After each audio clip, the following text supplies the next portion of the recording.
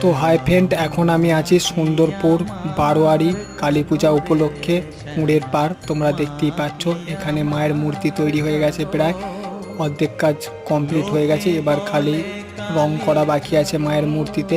তোমরা দেখতেই পাচ্ছ মায়ের চক্ষুদান হচ্ছে। চক্ষুদানের পর এবার মায়ের বডি রং হবে। তোমরা দেখতেই পাচ্ছ মায়ের মুখটা খুব অপূর্ব লাগছে এই সময়। মায়ের চক্ষুদান হচ্ছে, দেখতেই পাচ্ছ তোমরা।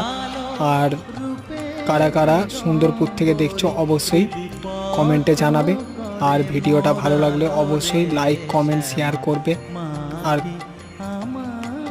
মায়ের সম্পূর্ণ কাজ কমপ্লিট হওয়ার পর মাকে মণ্ডপের দিকে নিয়ে যাওয়া হবে। প্রায় রাত্রি 10টা থেকে 11টার ভিতরে মাকে মণ্ডপের দিকে নিয়ে যাওয়া হবে। তো দেখতেই পাবে তখন। তো যখন মণ্ডপের দিকে মাকে নিয়ে যাওয়া হবে, সেই একটা নেক্সট ভিডিও তোমাদেরকে দেখাবো যে মাকে মণ্ডপের দিকে নিয়ে যাওয়া হচ্ছে। তো তোমরা দেখতে থাকো।